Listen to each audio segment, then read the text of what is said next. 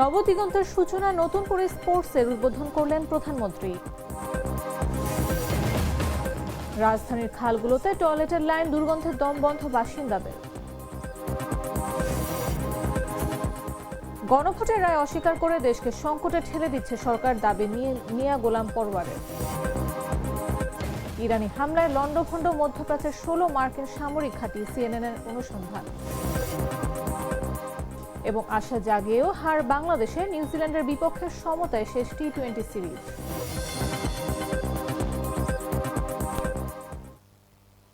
সন্ধ্যা 7টা নিউজে সবাইকে আমন্ত্রণ। সাথে আছে আমি নাফিস আব্দুল্লাহ। মশলা বদলে ফেলেছি, এবার আপনিও বদলে ফেলুন। একবার প্রাণ গুঁড়া মশলা ব্যবহার করেই দেখুন। আর 5টা দিনের থেকে সিলেটের জেলা স্টেডিয়ামের আজকের চিত্রটা একেবারেই আলাদা। শুনশান স্টেডিয়াম যেন হঠাৎই জেগে উঠেছে।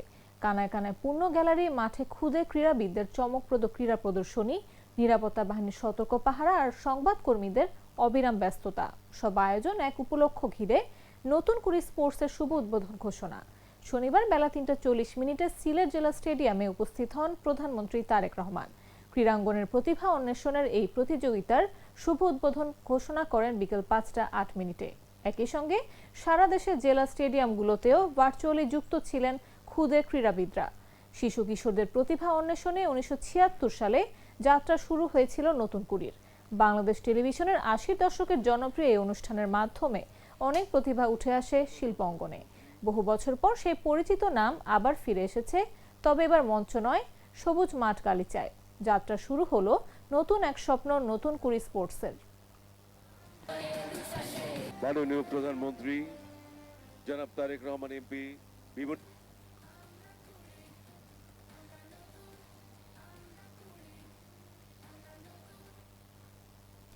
এর আগে মুষলধারে বৃষ্টি উপেক্ষা করে সকাল থেকে সিলেটের বিভিন্ন কর্মসূচিতে অংশ নিয়েছেন প্রধানমন্ত্রী তারেক রহমান।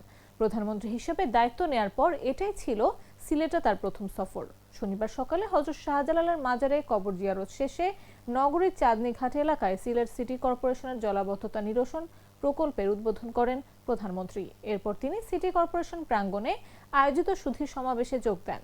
এ সময় উপস্থিত ছিলেন প্রধানমন্ত্রীর সহধর্মিণী জুবাইদা রহমান, বাণিজ্যমন্ত্রী খন্দকার আব্দুল মুক্তাদির, প্রবাসী কল্যাণমন্ত্রী আরিফুল হক চৌধুরী, প্রধানমন্ত্রীর উপদেষ্টা হুমায়ুন কবির, সিলেট সিটি কর্পোরেশনের প্রশাসক আব্দুল কাইয়ুম চৌধুরী সহ সরকারের মন্ত্রী, এমপি, প্রধানমন্ত্রীর উপদেষ্টা সহ ঊর্ধ্বতন কর্মকর্তারা। এই সময় প্রধানমন্ত্রীকে এই প্রকল্পের বিষয়বস্তু তুলে ধরেন সংশ্লিষ্টরা। প্রকল্পটির মোট ব্যয় ধরা হয়েছে 4,635 কোটি টাকা।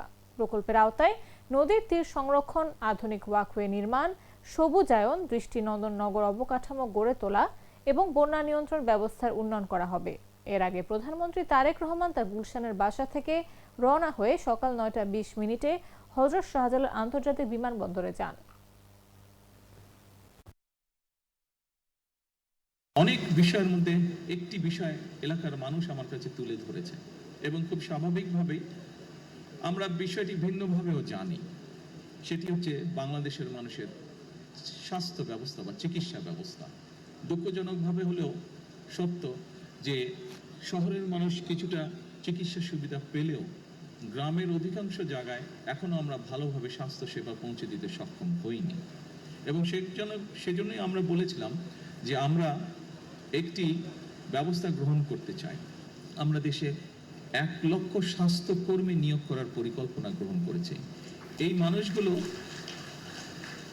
এবং এই 1 লক্ষের মধ্যে 80% থাকবে নারী স্বাস্থ্যকর্মী। এই মানুষগুলোর দায়িত্ব হবে গ্রামে গ্রামে, ঘরে ঘরে যাওয়া। শহরেও তারা থাকবে। রাজধানীর খালগুলো একসময় ছিল জলপ্রবাহের প্রাণ, এখন সেগুলো পরিণত হয়েছে উন্মুক্ত পয় নিষ্কাশন ব্যবস্থায়। মোহাম্মদপুরের চানমিয়া হাউজিং থেকে কল্যাণপুর, মান্ডা থেকে শ্যামপুর, অসংখ্য বাসাবাড়ির টয়লেট লাইন সরাসরি গিয়ে পড়ছে খালে। কালো পানিতে ভাসছে মানব বর্জ্য, দুর্গন্ধের নাক চেপে বসবাস বাসিন্দারা। হাজার কোটি টাকার প্রকল্প চললেও বাস্তবে দূষণ কমার কোনো দৃশ্যমান পরিবর্তন নেই। মফিজুল সাদিকের তথ্যচিত্রে বিশেষ রিপোর্টে বিস্তারিত। রাজধানীর অভিজাত আবাসিক এলাকা বলেই পরিচিত মোহাম্মদপুরের চানমিয়া হাউজিং, কিন্তু বাস্তব চিত্র যেন এক ভয়াবহ নগর বিপর্যয়ের প্রতিচ্ছবি। পাশের খালের পানির দিকে তাকালেই মনে হয় কেউ যেন আলকাতরা ঢেলে রেখেছে। কালচে পানির উপর ভেসে বেড়াচ্ছে মানব বর্জ্য, বাতাসে ছড়িয়ে পড়ছে অসহনীয় দুর্গন্ধ। খালপাড় দিয়ে কয়েক মিনিট দাঁড়িয়ে থাকাও যেন শ্বাসরুদ্ধকর এক অভিজ্ঞতা।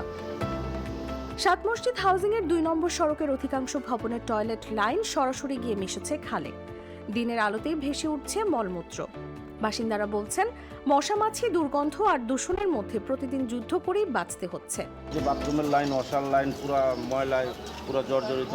আর আমাদের একটু বৃষ্টি হইলেই আমাদের এলাকা পুরো তলায়া জায়গা, এটা খালটা ভরে গেছে ময়লায়। এ কারণে আমাদের অনেক কষ্ট হয়। আর ময়লা ছয়লা এটা মশা মাছি অনেক দুর্গন্ধ হয়, আর আমাদের রোগ জীবাণু হয়। আমাদের ঘর বাড়ির টিন এদিকে তো আমরা বস্তি এলাকার মধ্যে আছি, টিন নষ্ট হয়ে যায়, আমাদের বাচ্চা কাচ্চা অসুস্থ হয়ে পড়ে। টয়লেটের লাইন আছে, তারপর বিভিন্ন ময়লার মানুষের পোতলা পাতলে হালায় নষ্ট করে করে এক হাত নাই। একই অভিযোগ কল্যাণপুর, মান্ডা, শ্যামপুর, জিরানি কিংবা কালুনগর খালপাড়ের মানুষেরও। অথচ এই মানববর্জ্য ঠেকাতে একদিকে চলছে ৫,১৮৭ কোটি টাকার স্যানিটেশন উন্নয়ন প্রকল্প, অন্যদিকে 4 খাল পুনরুদ্ধারে প্রায় ৯০০ কোটি টাকার প্রকল্প। কিন্তু বাস্তবে খালের পানি এখনো বিষাক্ত। পারে নেই স্বস্তি, নেই দৃশ্যমান পরিবর্তন। বিশেষজ্ঞরা বলছেন, ঢাকা ওয়াসা ও সিটি কর্পোরেশনের দায়িত্বহীন সমন্বয়হীনতাই এই বিপর্যয়ের মূল কারণ। আর প্রকল্পের পর প্রকল্প ঘোষণার মাঝেই প্রশ্ন তুলছেন নগরবাসী, খাল কি সত্যিই উদ্ধার হবে, নাকি বাজেটের কাগজেই আটকে থাকবে ঢাকার ভবিষ্যৎ? নিউজ ডেস্ক, জাগো নিউজ। সংবিধান সংস্কার পরিষদ এবং আনুপাতিক প্রতিনিধিত্ব পিআর পদ্ধতিতে সংসদের উচ্চকক্ষ গঠনের প্রস্তাবে বিএনপি কখনোই একমত হয়নি বলে জানিয়েছেন দলের মহাসচিব মির্জা ফখরুল ইসলাম আলমগীর। শনিবার জিয়া পরিষদের সাবেক চেয়ারম্যান ডাক্তার মোহাম্মদ আব্দুল কুদ্দুসের স্মরণ সভায় তিনি এ তথ্য জানান। আমরা খুব পরিষ্কার করে বলেছিলাম যে আলোচনার মধ্যে যেগুলোতে আমরা একমত হব না সেগুলোতে আমরা নোট অফ ডিসেন্ট দেব। আমরা নোট অফ ডিসেন্ট দিয়েছিলাম, সেগুলো লিপিবদ্ধ আছে জুলাই 16 বইটার মধ্যে আপনারা যদি দেখেন। এখন অবলীলায় বলছে যে না, সবটাই করতে হবে। আমরা তখনই কিন্তু আপনার প্রেস কনফারেন্স করে বলেছিলাম, যখন আমাদের chairman, co chairman doctor Ali Riaz কমিশনের রিপোর্ট দিলেন, সেখানে কতগুলো রিপোর্ট থাকলো যেটা আমরা একমত হইনি। এগুলো মনে হলো নাজেল হলো, সে নাজেল হলো না, বাংলাদেশকে আরো বিপদে পড়ার চেষ্টা করা হলো। যেমন আনুপাতিক হারে আপার চেম্বার হবে, এটা আমরা কখনোই কি করিনি। এই জিনিসগুলো, এর মধ্যে আরো বিষয় আছে, অনেকগুলো বিষয় আছে যেগুলো আমরা একমত হইনি, সেগুলো তারা বলে দিল যে এগুলো হবে। আর এই নির্বাচনের পরে যারা নির্বাচিত হবেন তারা আপনার সংবিধান সংস্কার পরিষদ গঠন করবে না। আমরা এটার সঙ্গে একমত একেবারেই হইনি। প্রধানমন্ত্রী তারেক রহমানের তাগিদের কারণে 10 বছর পর সোহাগী জাহান তনু হত্যা মামলার জট খুলতে শুরু করেছে বলে জানালেন আইনমন্ত্রী মোহাম্মদ আসাদুজ্জামান। তিনি বলেন, এবছর ঈদের দিন সকালে তার মোবাইল ফোনে একটি দৈনিক পত্রিকার প্রতিবেদন পাঠিয়ে তনু হত্যা মামলার অগ্রগতির বিষয়ে জানতে চেয়েছিলেন প্রধানমন্ত্রী। শনিবার রাজধানীর মহাখালীর ব্র্যাক সেন্টারে এক অনুষ্ঠানে প্রধান অতিথির বক্তব্যে এসব কথা বলেন আইনমন্ত্রী। এই অনুষ্ঠানে নারী ও শিশু নির্যাতন দমন ট্রাইব্যুনালের পদ্ধতিগত প্রতিবন্ধকতা এবং উক্ত প্রতিবন্ধকতা সমূহ নিরসনের কার্যকর উপায় চিহ্নিতকরণ শীর্ষক গবেষণার ফলাফল প্রকাশ করা হয়। বাংলাদেশ সুপ্রিম কোর্ট ও ব্র্যাকের যৌথ উদ্যোগে গবেষণাটি চালানো হয়েছে। অনুষ্ঠানে একজন আইনমন্ত্রীকে অনুরোধ জানান তনু হত্যার বিচার যেন হয়। এর প্রতিক্রিয়ায় তিনি বলেন, গত ঈদের দিন সকালে প্রধানমন্ত্রী তাকে ফোনে একটি বার্তা পাঠান, যেখানে পত্রিকার একটি প্রতিবেদনের প্রসঙ্গ উল্লেখ করে মামলার হালনাগাদ তথ্য জানাতে বলা হয়।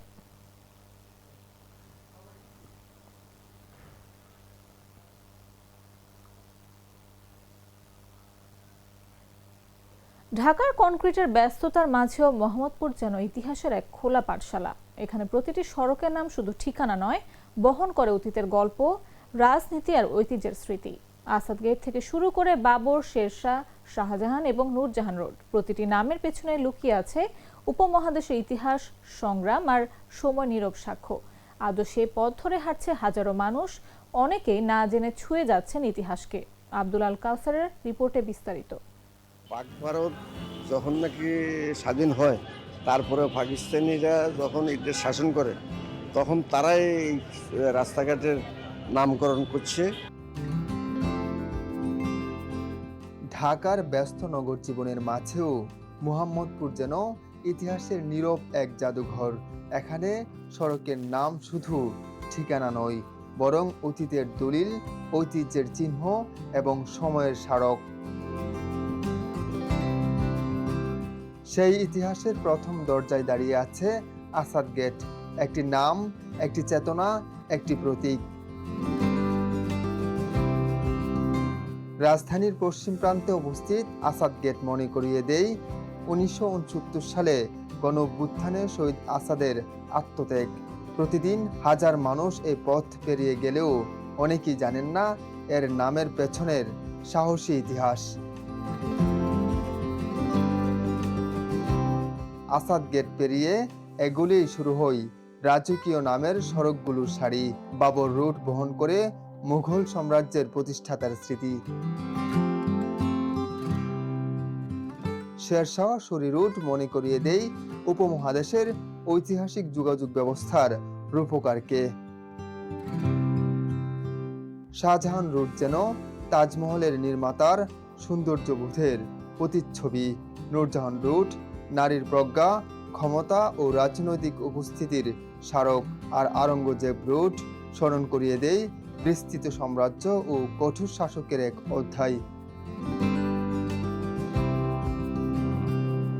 স্থানীয়দের ভাষ্য, পাকিস্তান আমলে মূলত অবাঙালি বা মুজাহিদদের পুনর্বাসনের জন্য গড়ে ওঠা এই এলাকার তৎকালীন শাসক গোষ্ঠী মুসলিম ঐতিহ্যের ছাপ রাখতে এসব নামকরণ করেন। বাংলাদেশ স্বাধীন হওয়ার আগে পাকিস্তান আমলে এগুলা এই রোডগুলার নামকরণ করা হয়েছে, যাতে করে বাদশাহী আমলের যে সমস্ত রাজা বাদশাহরা ছিল তাদের নামরে ইয়ে করার জন্য, মানে স্মরণীয় রাখার জন্য এই কাজটা তারা করে গেছে। হয়তো এই বঙ্গের যে শাসকরা ছিলেন তৎকালে, তারা মুসলিম শাসক ছিলেন, তাদের নামকরণ এখানে করা হয়েছে। প্রত্যেকটা রাস্তা, এই রাস্তাগুলোর নামকরণ দেখতেছি সব মুসলিম শাসক ছিলেন ভারতবর্ষে। তো আমরা তো ভারতবর্ষে থাকি, ওই মুসলিম হিসাবেই আমার বিশ্বাস যে আইয়ুব সরকারও এটার এই এলাকাতে যেহেতু এই প্লটগুলি, এই ভালো ভালো যে মুসলিম শাসক, এদের নামকরণই করা হোক, সেই হিসেবেই মনে হয় এদের নামকরণটা করছে, এটা আমার বিশ্বাস। তবে ইতিহাসবিদরা বলছেন এসব নাম শুধু পরিচয়ের জন্য নয়, এগুলো একটি এলাকার সাংস্কৃতিক ও রাজনৈতিক ইতিহাসের গুরুত্বপূর্ণ অংশ। যথাযথ সংরক্ষণ, তথ্যফলক ও গবেষণার অভাবে নামের পেছনের বাস্তব ইতিহাস হারিয়ে যাচ্ছে। আসাদ গেট থেকে শুরু করে মোহাম্মদপুরের প্রতিটি সড়ক যেন বলে, পথ শুধু গন্তব্যে নেই না, নিয়ে যায় শিকড়ের কাছে, স্মৃতির কাছে, ইতিহাসের গভীরে। আব্দুল্লাহ কাউসার, জাগো নিউজ, ঢাকা।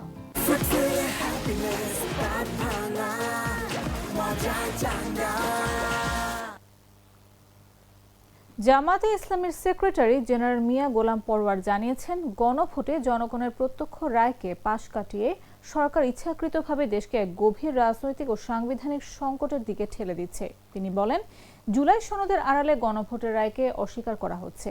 এটি কেবল রাজনৈতিক কৌশল নয়, সরাসরি জনগণের ম্যান্ডেটের বিরুদ্ধে অবস্থান। শনিবার খুলনা প্রেস ক্লাবের ব্যাংকুয়েট হলে আয়োজিত এক সেমিনারে প্রধান অতিথির বক্তৃতায় তিনি এসব কথা বলেন। মিয়া গোলাম পরওয়ার এ সময় বলেন, সরকার সচেতনভাবে জুলাই সনদ এবং গণভোটের রায় এই দুই বিষয়কে আলাদা করে জনমনে বিভ্রান্তি তৈরি করছে।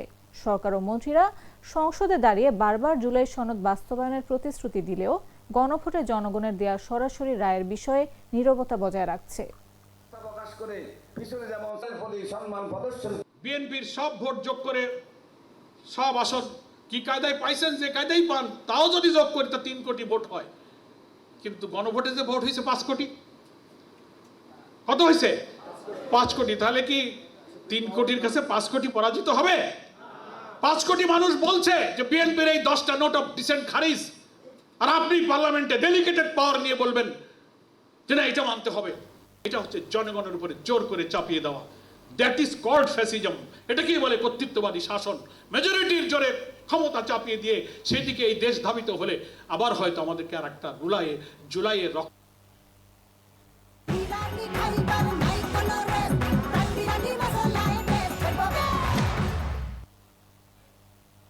জানাবো আন্তর্জাতিক সংবাদ।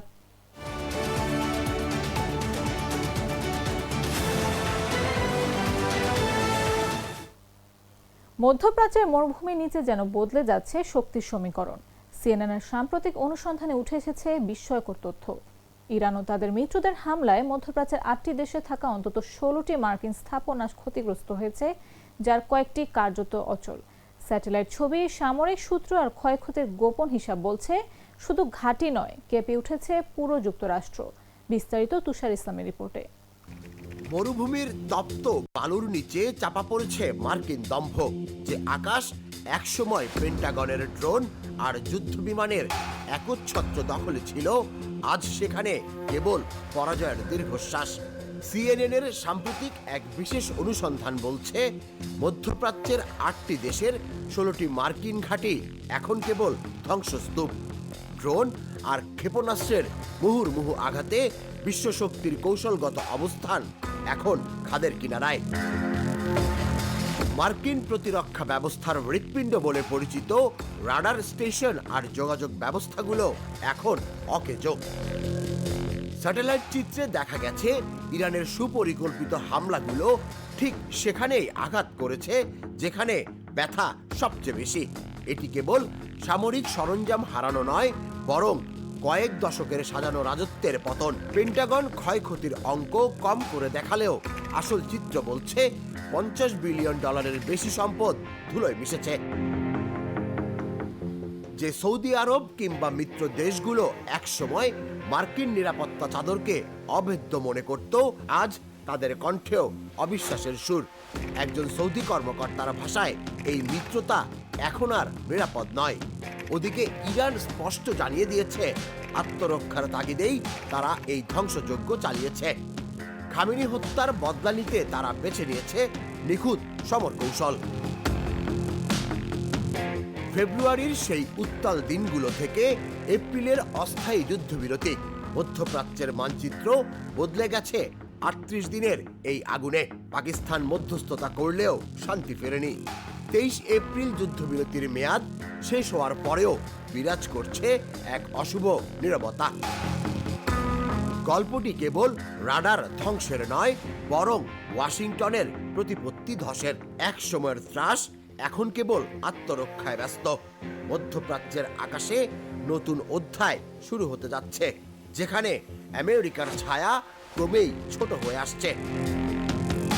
এখন প্রশ্ন একটাই, মিত্ররা কি আস্থার হাত বাড়িয়ে দেবে, নাকি এক সময়ের পরাশক্তির করুণ বিদায় গাথা দিয়ে ইতিহাস লেখা হবে? তুষার ইসলাম, জাগো নিউজ। সংবাদ শেষ করব খেলার খবর জানিয়ে।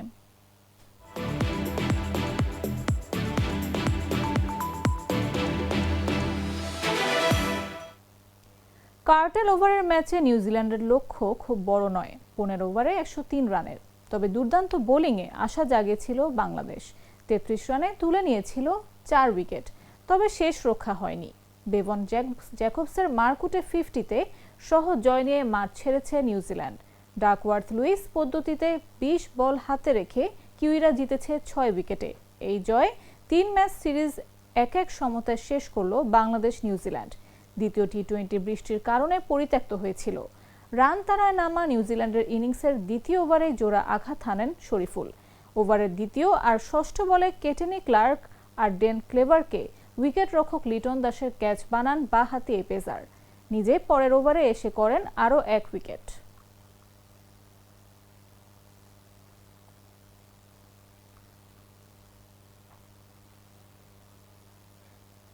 সংবাদ শেষ করার আগে শিরোনামগুলো জানিয়ে দিচ্ছি আরও একবার।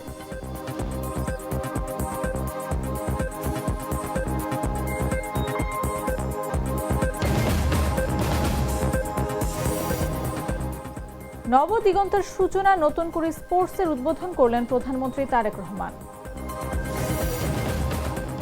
রাজধানীর খালগুলোতে টয়লেটের লাইন, দুর্গন্ধে দম বন্ধ বাসিন্দাদের। গণভোটের রায় অস্বীকার করে দেশকে সংকটে ঠেলে দিচ্ছে সরকার, দাবি মিয়া গোলাম পরওয়ারের। ইরানি হামলায় লন্ডভন্ড মধ্যপ্রাচ্যের 16 মার্কিন সামরিক ঘাঁটি, সিএনএনের চাঞ্চল্যকর অনুসন্ধান। এবং আশা জাগিয়েও হার বাংলাদেশের নিউজিল্যান্ডের বিপক্ষে সমতের শেষ টি-20 সিরিজ।